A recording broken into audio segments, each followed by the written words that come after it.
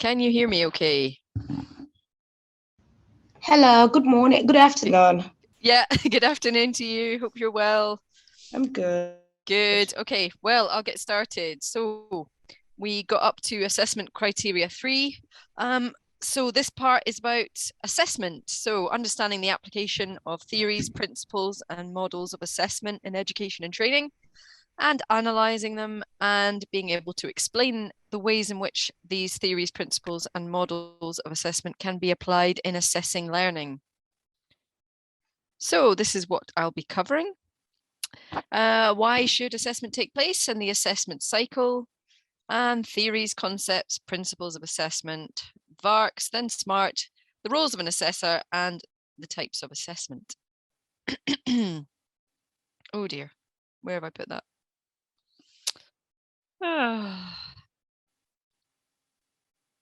Oh no, I think I've forgotten to put the slides in.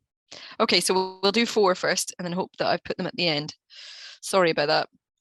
Right, so we'll start with curriculum. Analysing the theories and models of curriculum development, and developing curricula in your own area of specialism. And this is what I will be covering today. So, just a little activity to get you started. Can you define curriculum? What do you think about when you think about the word curriculum? Can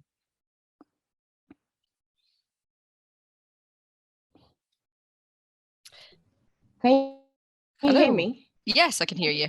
Oh, yeah, curriculum is just about the subjects or standards of what a student or a learner is expected to know within a given time frame.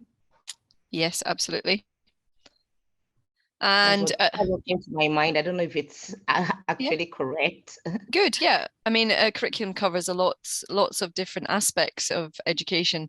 It's quite often dictated by the government and the way that that government thinks about things, thinks about education. Is it a tool to help society as a whole? Is it a tool to produce taxpayers in the future? So a way of getting them the best possible jobs that they can get so that they can get the best possible jobs that they can get to pay more tax? Or is it a way of making society a better place by providing young learners with skills and the abilities and capabilities of being a citizen in society? Lots of things to think about then. But on the level where you are an educator in the classroom, we are thinking about what we actually teach. So the term curriculum relates to everything which is educational and offered to learners in an organisation. It's not just a set of standards, a qualification, or a scheme of work. So we go on to stakeholders, and they could be a person or an organisation who has an interest in something. For example, an awarding organisation who will quality assure a qualification, which a centre offers, and stakeholders can affect or be affected by the actions of those involved with the learners. It's important to work with stakeholders for the benefit of learners and to be accountable, perhaps by supplying information and data to funding and external agencies. Stakeholders in further education, so I think that would apply to you because you work in FE. Training and skills sector can include governmental departments such as Ofqual and Ofsted, which you might have heard of, and they regulate and inspect accredited qualifications in England. Funding agencies who provide money for training and assessment, and local authorities, councils, employers, or companies who your organisation associates with. Stakeholders can also include people who have an interest in the learner. So that's everybody, employers, parents, guardians, carers, and social workers. And never forget that the main stakeholder is the learner. So, as I mentioned at the beginning, there are often political factors which have an influence upon the way a curriculum is put together. For example, in 2015, David Sainsbury was asked by the government in England to chair a panel of experts to provide clear recommendations for measures that would improve and transform education. So 2015, we are thinking quite a new Conservative Liberal Democrat coalition government. And the report of the independent panel on technical education was published alongside the government's post-16 skills plan in July 2016. So the latter sets out the government's plan to support young people and adults to secure skilled employment and to meet the needs of the economy. So important to highlight that bit there, to meet the needs of the economy. So as a result, young people should be given a choice at the age of 16 between two equally high quality options, academic and technical. The academic option is based around theoretical subjects and qualifications. The technical option is built around routes to skilled employment. And each route should be available through college-based courses or apprenticeships so that young people can choose the mode of learning which suits them best. Some routes might also contain vocational qualifications, which can be achieved in addition to the demonstration of skills and knowledge. I lost my E there. So just going back there. So it sounds wonderful. Young people are given a choice when they're 16. They can either go down the academic route or they can go down the technical route. But is that actually what happens in reality? Is it that easy to take one of those options, depending on the area you live in? Are people who are not achieving the highest grades, are they being pushed in the vocational direction, the technical direction? Is it fair and equal that everybody has a chance at the academic or the vocational? So lots of things to think about there. Then we move on to the program models. So a program will be based on the requirements of the curriculum. So the curriculum is usually set by the government, and then that feeds down into the program models. So for example, the content of a qualification or an apprenticeship standard. Other subjects might be included, such as employability or English and maths, or your course could be bespoke. So that means it's created especially for staff, maybe at a local company. So for example, if you live in Cornwall, there might be lots of colleges offering hospitality because there are so many jobs in hospitality. Program models are based on how the various aspects of the curriculum will be delivered and assessed. They can range from a few hours for a short course to those taking weeks, months, or years. So just a few examples of program models. So they can be bespoke training courses, blended learning, and that would combine technology with classroom learning. Classroom or workshop learning in a training or organization or the workplace. Conferences, events, and seminars. Distance and flexible learning.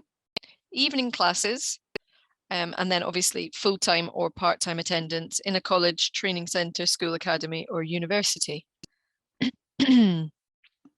So what might influence your course? So we obviously have internal and external organizational requirements, and they would probably come from the government as well. So we've got targets, budgets, regulations, policies, and procedures. So the requirements of the program, you look at the curriculum and then you decide how you're going to teach everything so that you're hitting all the targets of the program. So you obviously always need to be thinking about the funding and time available. Sometimes we don't have enough time to deliver programs properly. So you also think about the environment, your facilities, and also your resources available. And number one, of course, is learner needs. How will the aspects of your course be taught? And how will they be assessed? And who will be working to do those things? Time management. So at the beginning of your program, you'll probably think about homework, you'll think about assessment, and you'll think about how you need to space them out during the year so that your learners are able to complete work in time, and they don't feel like they have too much work at any given time. And what kind of homework are you going to set? How are you going to set it? How are you going to make sure it's handed in on time? And then you obviously need to think about learners' age range, their ability, their prior knowledge, their learning preferences, and particular needs. So that might not come into thinking until you actually meet your learners at the beginning of the course. And then you adapt your teaching as the course goes along. So then we need to think about all your teachers' abilities and their knowledge. Is there any training that's required before a particular topic can be taught? We also need to think about the induction and initial assessment process. So will it be carried out before the program starts, or will it be carried out after the program has started? And do your learners need to have additional skills taught, such as English, maths, and ICT? And we always need to be thinking about how inclusive we're being. And we always need to be adapting our teaching to meet the learners' needs. So how are you going to deliver your learning? Is it going to be online? Is it going to be distance learning? Will it be a combination of the two, or will it be face-to-face, or will it be a combination of all of them? Now we come to the hidden curriculum. So we always need to be thinking about this when we're thinking about prior learning for our learners. So you might have heard of it before.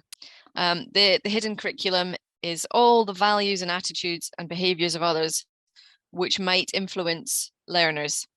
They are hidden because they're not explicitly taught. So they might be things that they hear on TV or social media, or just from other people around school or college or university, and what might influence them.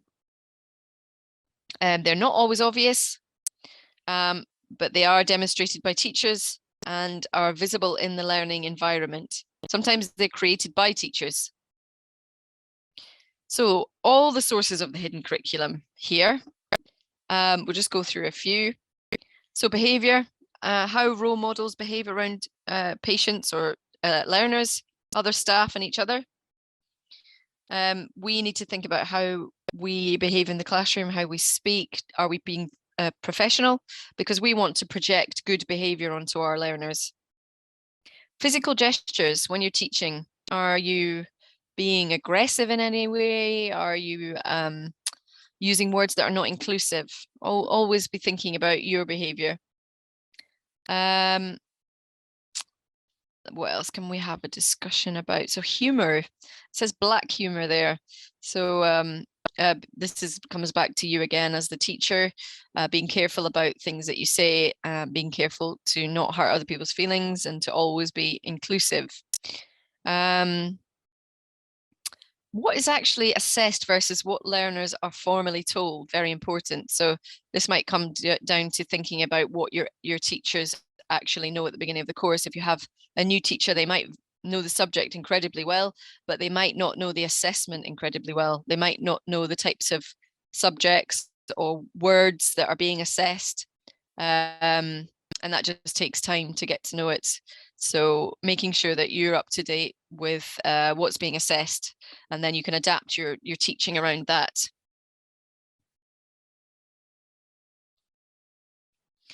So two different curriculum models now, the process and the product curriculum models. The process model of delivery, it focuses on the content of the program and also other relevant aspects which could be taught. And the product model, it focuses upon the content of a program which must be taught. And that is purely to pass a test. So it doesn't teach anything that's outside of what is going to be in the assessment, even if there might be interesting topics around what you're teaching. You just focus entirely what's on the assessment. So the process model, it could be considered a formative model as it is linked to facilitating further learning along the way to achieving the required objectives, outcomes, or tasks. This model adds value for the learner and to the learning process. It's a more holistic approach and it's very learner-centered. It focuses on the content. So learning experiences and activities are more likely to be taking place in this model. Learning will always be tailored towards individual requirements. Learning is more valuable and meaningful, and the teaching and learning activities tend to be more imaginative, and they tend to cover multidisciplinary topics. So the product model. It doesn't add any extra value for the learner as it's only centered on the subject, and it could be considered a summative model as it's only linked to the required objectives, outcomes, or tasks which the learner must achieve. It focuses on the outcomes, so that's the end product, such as the exam or a test, and the learning is similar no matter where the learner takes the program. So learning is just a means to an end. So it's just a way to pass the test, basically. So then we go to thinking about the spiral model, which is a theory put forward by Jerome Bruner. You might have heard of him in 1966. And it's the idea that you spread the learning out over a period of time rather than concentrating it just into short periods of time. So it's the idea that you introduce something and then you gradually, you keep going back over it. And then in the end, it becomes more difficult, but because they've been introduced to it more slowly, the learners are able to master that subject. So Bruner felt that the most complex material, if it was properly structured and presented, could be understood by any learner. Now, if we go back to thinking about our curriculum models and our 16-year-olds leaving school and deciding to go the academic or the vocational route, does that connect with what Bruner said? So if we go by what Bruner said, then anybody should be able to achieve anything they want to achieve academically, and they should never be forced to go down a vocational route just due to exam results.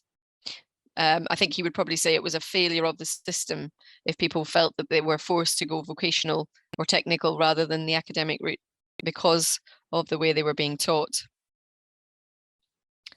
So the key features of the spiral model are that the topic is introduced and then it's revisited several times throughout the learning process. And this allows for a logical progression from simple through to complex ideas. And the complexity of the topic increases each time it's revisited. And therefore, we are having the new learning linked to the old learning. And everything is always put into context. So you're not having any short periods of intensive teaching on a new subject and then quickly moving on to something else. And then we think about the linear model, which is the opposite of Bruner's spiral model. This was a theory that was put forward by Ralph W. Tyler in 1949. And this assumes that there is an agreed amount of knowledge that needs to be learned. It's never repeated. So it's not like the spiral model. So it looks something like the picture on the right. So we have our aims and objectives of learning, and then we teach the content. And then there's the organization of the teaching and learning. So that's probably going to be teaching and learning activities, but it's because of the time, the teaching and learning activities are not going to be as interesting and varied as with Bruner's model. And then finally, we go to the assessment and the evaluation. So it's a very short process. And I would say that this is the type of model that we are now following in schools across England. And we already have arrived at assessment criteria 5. So this is the understanding the applications of theories and models of reflection and evaluation to reviewing your own practice. Being able to analyze these theories and models and explain ways in which these theories and models of reflection and evaluation can be applied to reviewing your own practice.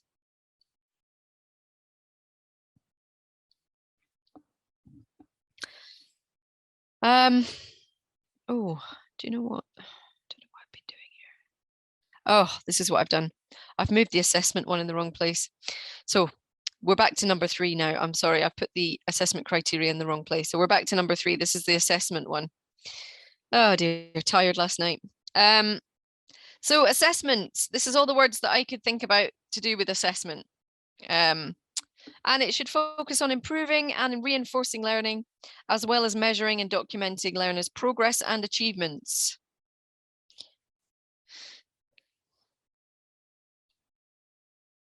It should help your learners realize how they're developing and what they need to do to improve and to progress further. Maintaining records ensures there's proof of what took place and when. So whenever you do an assessment, you mark the assessment, and then you always keep a record of the grade that they got, and probably keep the paper as well, just in case you want to look through it again at a later stage. It's a regular process. It might not always be formal, but you will be observing what your learners are doing, asking them questions, and reviewing their progress whenever you're in contact with them. So if you also teach or train, your learners will be demonstrating their knowledge and skills regularly. So through activities that you have provided, through discussions and through tasks. You're therefore constantly making judgments about their progress and how they could improve. You should also be aware of the impact that your comments and grades can have on your learners' confidence when you give them feedback. There's a lot of research saying that verbal feedback is much better than giving written feedback, and also to do it as soon as you can after a task has been completed and you've marked it. So you can do that as a whole class feedback, or you can do it as individually. Comments which specifically focus on the activity or work produced rather than the individual will be more helpful and motivating to your learners. So try to be very focused with your feedback. So rather than saying, oh, that's a really good piece of work, you can say, well, I like the way your sentence, the way you started your sentences, and then you went on to describe something very well. Or I like the way that you included all the information that you were supposed to include. However, maybe you could take a look at your spelling that I've highlighted in your work. So always give a positive followed by a negative. And assessment should not be confused with evaluation, two different things. Assessment is of the learner, and evaluation is of the program that the learner is taking. So, for example, a qualification. Assessment is specific towards learners' achievements and how they can improve. Evaluation is a quality assurance monitoring tool. It includes obtaining feedback from your learners and others, and also employers, line managers, and quality assurers. And they will help you improve the overall learner experience as well as your own practice. Assessment can be towards a formal qualification, a set of standards, or something else such as a job specification or work task. And here we have our assessment process model. And assessment usually follows this model, the assessment cycle. So have a quick look at that.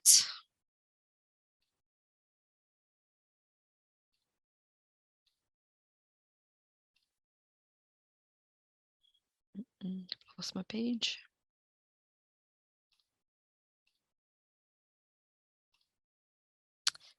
Yeah, so looking at this model, we have our initial assessment. And so that will ascertain information regarding your learners. For example, any specific assessment requirements they may have, or any further training and support that they may need. This information, oh, for goodness sake, hold on. Just give me 2 seconds, having a struggle with my PowerPoint.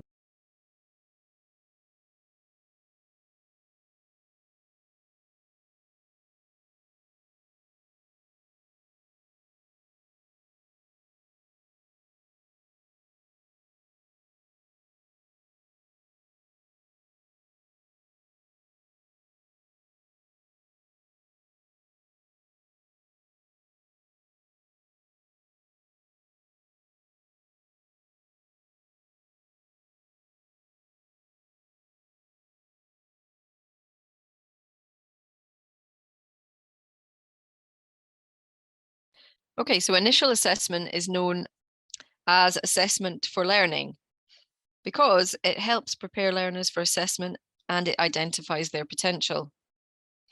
So assessment planning Agreeing suitable types and methods of assessment with learners, setting appropriate target dates, and involving others as necessary, such as colleagues. Assessment activities, using relevant approaches and activities. So, for example, observation, questioning, assignments, or gathering appropriate evidence of competence. Assessment can be formative. Oh, goodness, I've lost it again.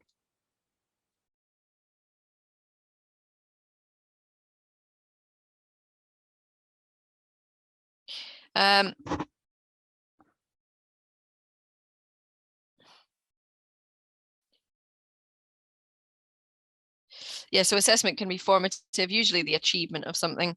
Assessment, decision, and feedback. Making a judgment of success or otherwise, or allocating a grade and advising how to achieve a higher grade in the future. Providing constructive and developmental feedback, and agreeing upon any further action that may be necessary. And then we have the review of progress. Reviewing progress and achievement and discussing any other issues that may be relevant to the learning and assessment process. The cycle can then begin again with an initial assessment regarding the next area to be assessed, and records should be maintained throughout all aspects of the assessment cycle and quality assurance activities.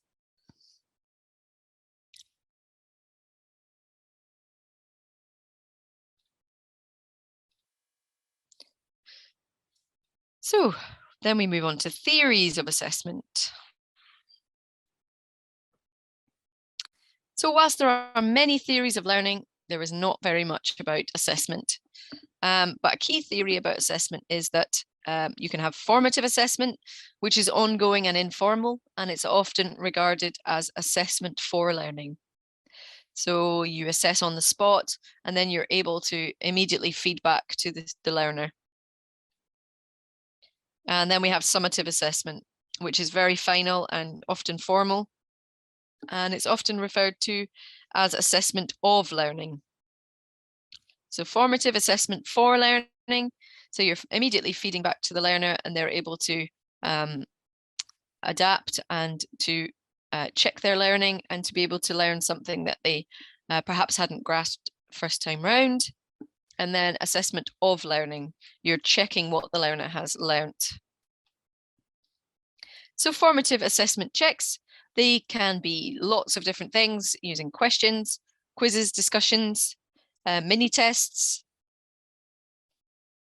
Summative assessments, they confirm achievement by using tests, exams, assignments, and observations.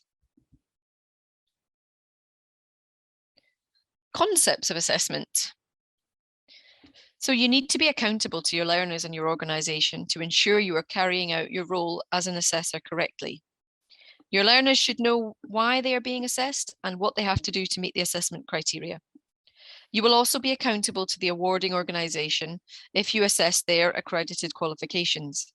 You might be accountable to employers if you are assessing their staff in the work environment.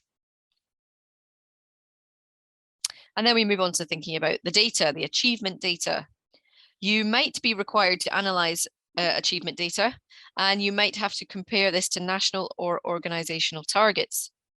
The funding your organisation receives might also be related to your learners' achievements. It's always a useful evaluation method to keep a record of how many learners you have, how many successfully complete their programme, and in what timescale. And the strategy of the assessment. So following the assessment strategy for your subject will ensure you are carrying out your role correctly and holding or working towards the required assessor qualifications. These requirements are usually stated in the qualification, specification, or standards. Benchmarking. Benchmarking involves comparing what is the accepted standard for a particular subject area against the correct position of your own learner's performance.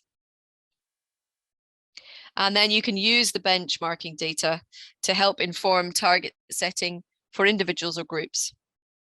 If learners don't achieve the benchmark, an evaluation will need to take place and improvements implemented. Benchmarking can also be used to compare organizations which provide a similar service, or are used within the same organization to compare performance in different locations. And then methods of assessment. They might be produced by you or other staff at your organization, and they could be assignments, projects, or questions, which will also be marked by you. Externally devised assessments are usually produced by the awarding organization, and they're usually examinations. Formal assessments usually count towards achievement of a qualification, whereas informal assessments are used to monitor ongoing progress and development. And progression. It should be taken into account when assessing learners.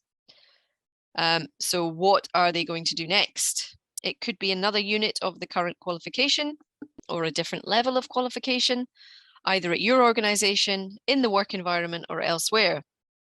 Progression opportunities should always be discussed with your learner to ensure they are on the right route and that they are capable of achieving.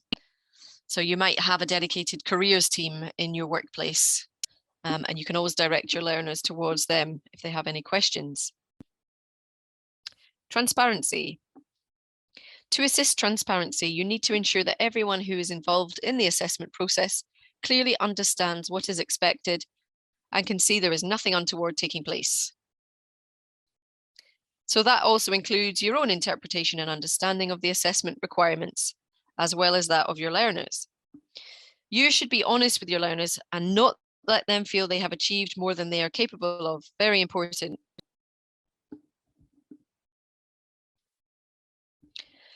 Okay, back to our types of assessment.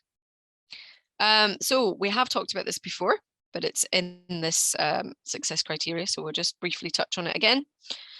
So types of assessment include initial, formative, and summative, as well as diagnostic tests, which can ascertain a learner's current knowledge and experience. There are also diagnostic tests available for types of special educational needs, such as dyslexia, dyspraxia, dysgraphia, and dyscalculia, or other areas for support.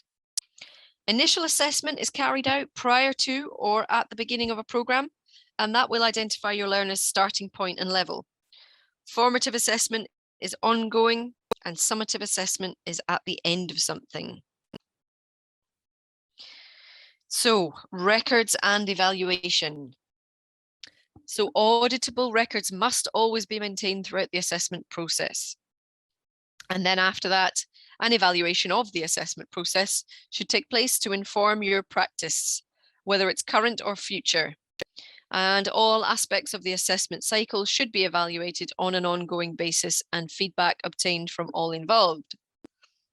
So that could just be something as simple as getting the course finished in good time before the assessment, so that there's more time for the learners to revise and go over anything that they're unsure about. It could be something as simple as exam arrangements for making sure all your learner needs are met. Do you have anyone who's physically disabled, or with SEN, do they need to have a scribe? All these things can be evaluated so that it can be improved for the next learners. Principles of assessment. Principles are how the assessment process is put into practice. For example, so ethical. The methods used are right and proper for what's being assessed and the context of assessment. So you've got to take into account the learner's welfare, health, safety, and security, and make sure they're never being compromised. Are they safe? The learner's work can be confirmed as valid and authentic.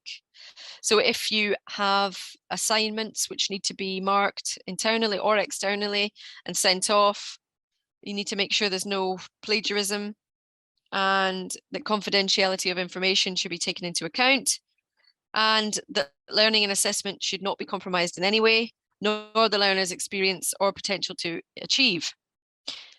So just to say that safe in this context does not mean health and safety, but it's whether the methods that are being used for assessment are robust and reliable. and that they are fair. So the methods that you're using are appropriate to all learners.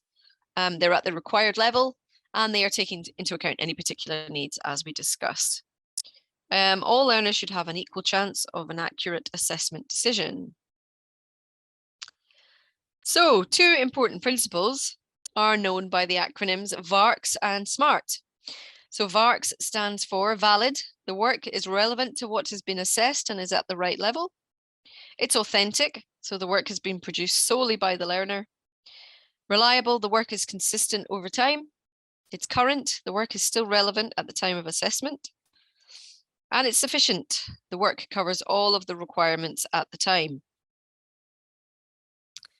And following VARCS will help ensure assessment is carried out correctly. And then we move on to thinking about SMART. You might have heard of SMART targets before. So SMART relates to specific. So the activity relates only to what's being assessed and is clearly stated. It can be measurable. So the activity can be measured against the assessment requirements. Achievable, the activity can be achieved at the right level. And relevant, the activity is suitable and realistic, and it relates to what's being assessed. And it's time bound. So the target dates and times have been agreed. So the roles of an assessor. Your main roles will be to carry out assessments according to the qualification requirements or those of the programme standard, job specification, or work task being assessed. Follow all the internal and external organisational requirements, regulations, and legislation.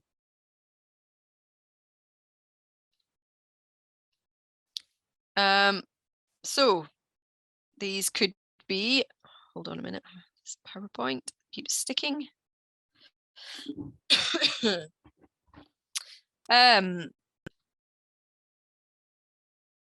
Oh goodness, I've lost it again.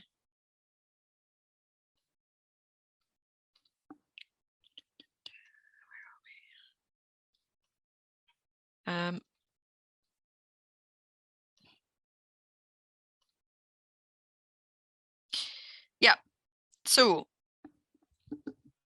internally, access and fair assessment, appeals and complaints, confidentiality of information, copyright and data protection, equality and diversity, health, safety and welfare, internal quality assurance, plagiarism and safeguarding. So that would be part of your role internally. And then externally, you could be part of a regulatory body such as Ofqual and Ofsted, awarding organisations who accredit qualifications and standards. It could be legal aspects such as data protection, health and safety. It could be safeguarding, equality, counter-terrorism and security. Okay, so moving on.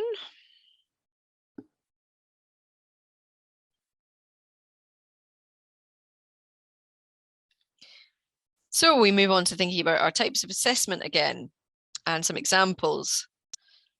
So types of assessment relate to the purpose of the assessment. And the 5 frequently used types are initial, diagnostic, summative, formative, summative, and holistic.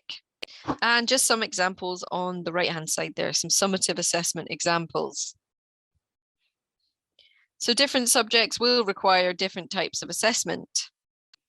You need to consider what type of assessment you need to use and why. You can then plan when, where, and how this will take place. Different subjects will require different types of assessment. Initial assessment is carried out at the beginning of something, for example, a course or a session. Diagnostic assessment carried out at any time to diagnose any gaps in learning or any particular learning or learner needs. They are formal processes whereby you can ascertain your learner's prior learning. Formative assessment should take place continually and is usually carried out informally. Summative assessment occurs at the end of a session or a programme or a topic unit or full qualification. It's a measure of achievement rather than progress. This type of assessment can be stressful and is often called assessment of learning because it counts towards the achievement of something. And then finally, we have a holistic assessment, which enables learners to demonstrate several criteria from different aspects or units at the same time. You might be able to observe naturally occurring situations in addition to what had originally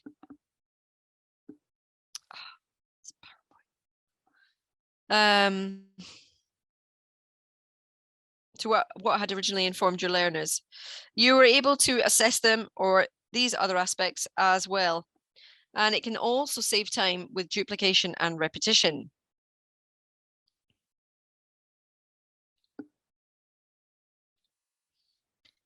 Okay. So we're back to our reflection again. So I put it in the wrong place. So we've got 20 minutes left. So this is what we'll be covering. So reflective practice. We did touch on this last week. It's about becoming more self-aware, and through that self-awareness and through your own self-reflection, you should start to feel a bit more confident. So being reflective is just about thinking how you can improve. It's an analysis of your actions, which should lead to an improvement in practice. You can write it down, or you can just think about it.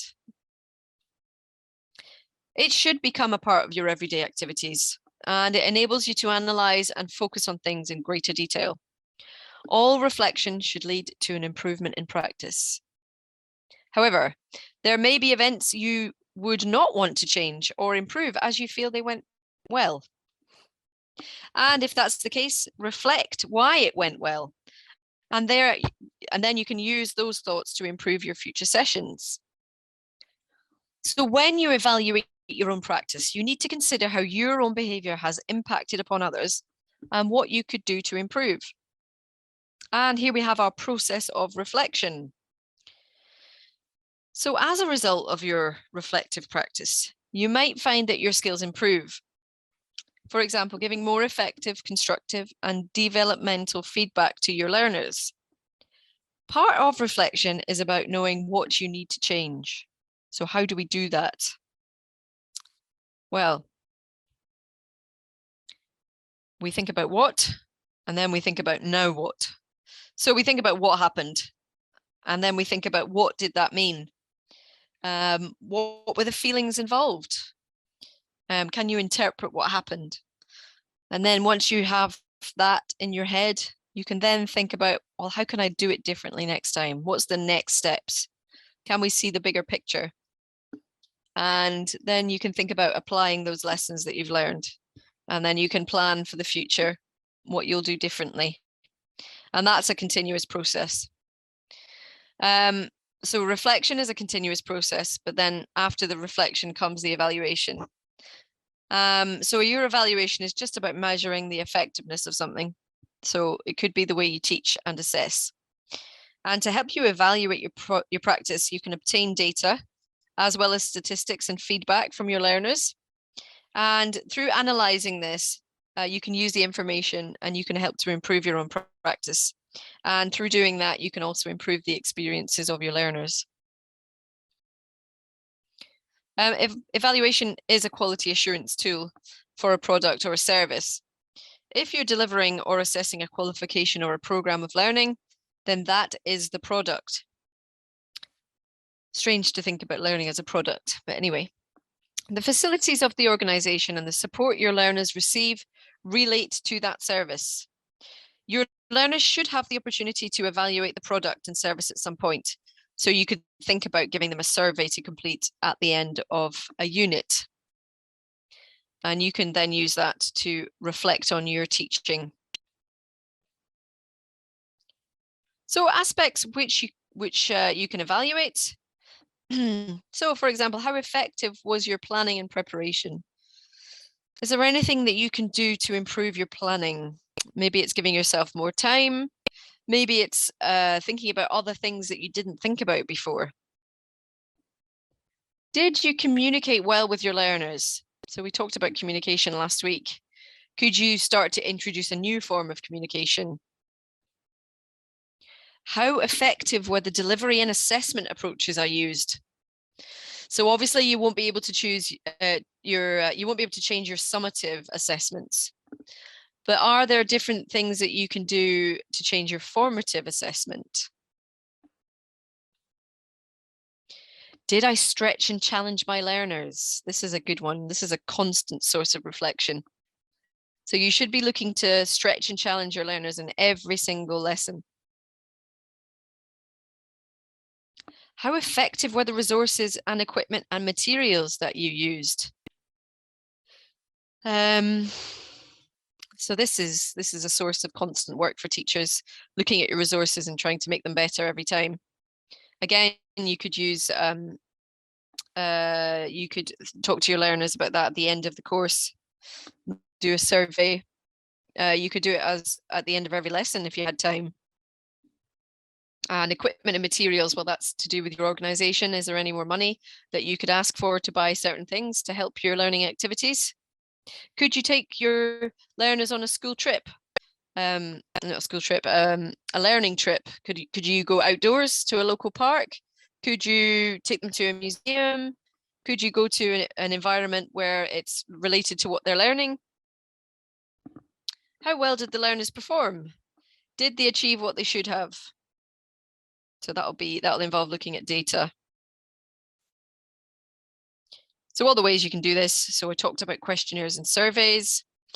Analyzing the data and stats. So looking at the enrollment, thinking about how many learners stayed on the course, what did they achieve, and where did they go afterwards?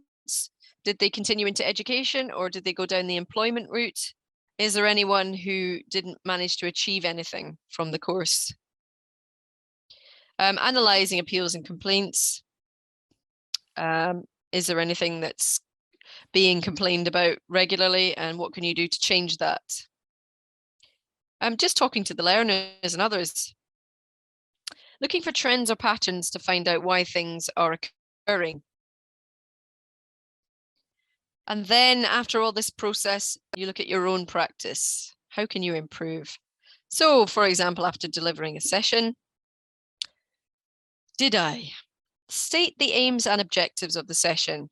So the research tells us that stating the aims and objectives of a particular lesson at the beginning will help the learners to focus their learning. Did you introduce yourself? Did you create relationships with your learners? Did you use everything that you had available to you effectively and appropriately? Did you act confidently and professionally? Did you involve and include everyone during the session? Did you check that learning had taken place? If you're not checking regularly that learning has taken place, you can't move forward. Did you communicate clearly, verbally and non-verbally? Did you ask open questions? Did you demonstrate your subject knowledge? Maybe it's a case that there was one topic where you thought, I'm not too up on that subject. I'll go back and I'll read some books and I'll go over the course material and check that I know what I'm supposed to be teaching. Did you use a variety of teaching, learning, and assessment approaches? For every class that you teach, it will be different. Some people respond differently to some approaches, and it's sometimes just a case of trial and error. Did you take into account the health and safety and equality and diversity of your learners? Did you refer to the aim and objectives of the course as a whole? Were you able to summarize sessions? Maybe for revision reasons towards the end of the course? Did you keep your area tidy? We've probably all been in that situation where we've gone into a room that somebody else has used and there is stuff lying about everywhere. And your learners come in and they see the stuff lying about and it doesn't project a very professional attitude. So let's go back to our thinking about Kolb in 1984 and his experiential learning cycle. And he said that part of reflection is about knowing what you need to change. If you're not aware of something that needs changing, you'll probably continue as you are until something more serious will occur. The cycle is a way by which people can understand their experiences and then modify their behavior. The cycle is based on the idea that the more often a person reflects on a task, the more often they have the opportunity to modify and refine their efforts. The process of learning can begin at any stage and is continuous. So there are no limits to the number of cycles which can be made in a learning situation.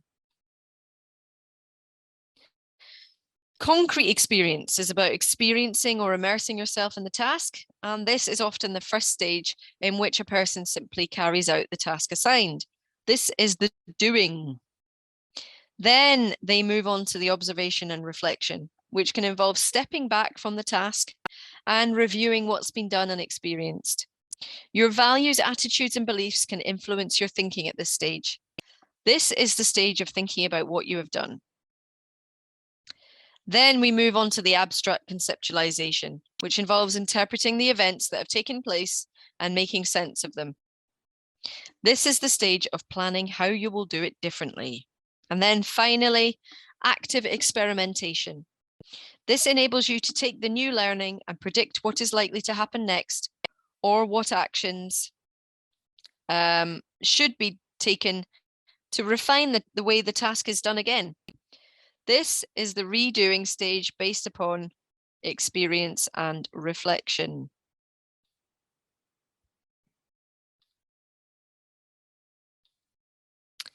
And then we move on to thinking about Sean, or Schoen, I should say.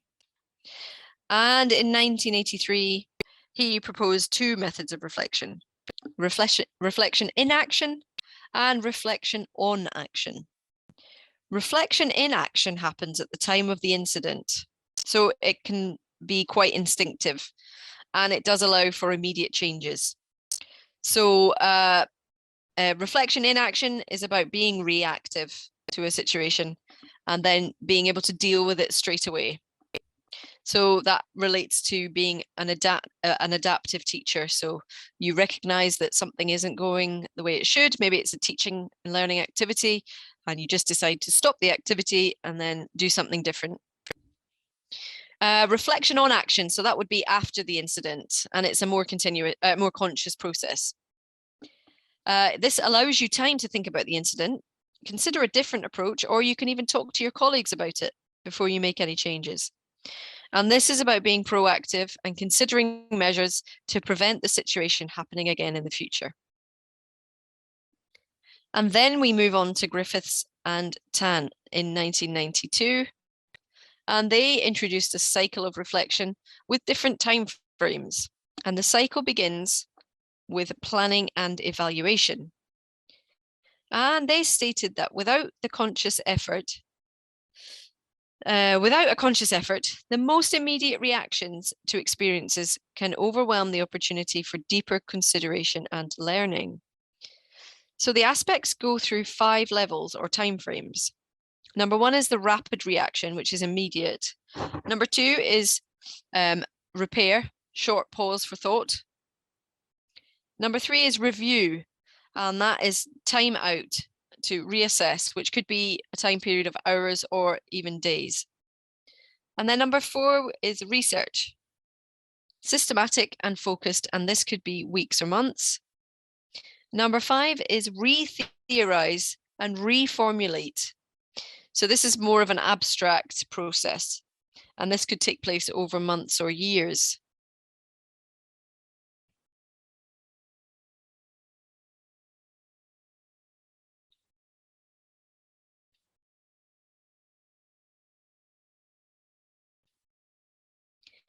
And then we move on to Brookfield in 1995, who identified the importance of being critical when reflecting.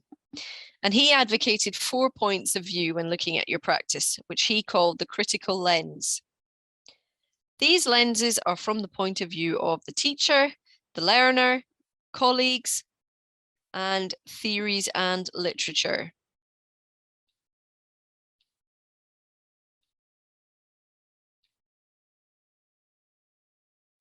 So using these points, makes the reflection critical by first looking at it from your own point of view, and secondly, how your learners perceived your actions and what they liked and disliked. Thirdly, the view from your colleagues.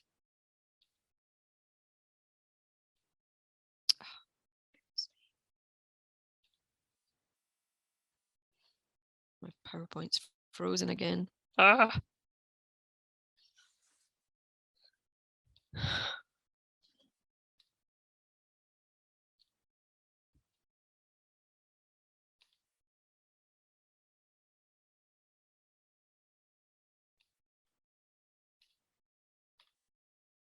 Just give me 2 seconds.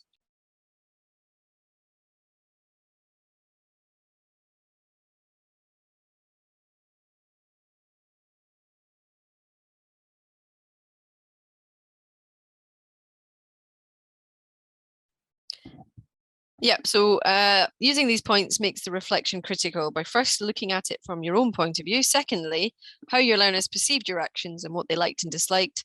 And thirdly, the view from colleagues. So, for example, you might have a mentor. So that will enable you to have a critical conversation about your actions, and that might highlight things that you hadn't considered.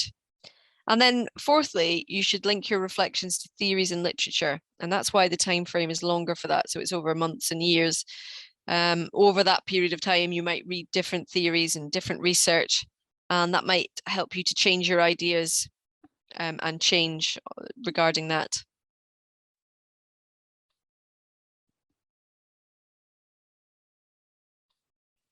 And that does bring us to the end of this unit.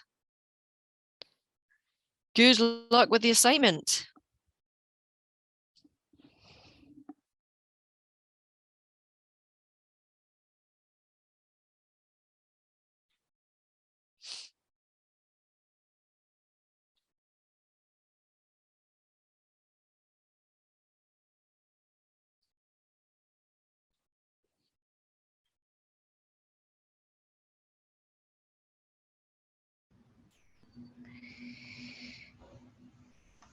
Hello.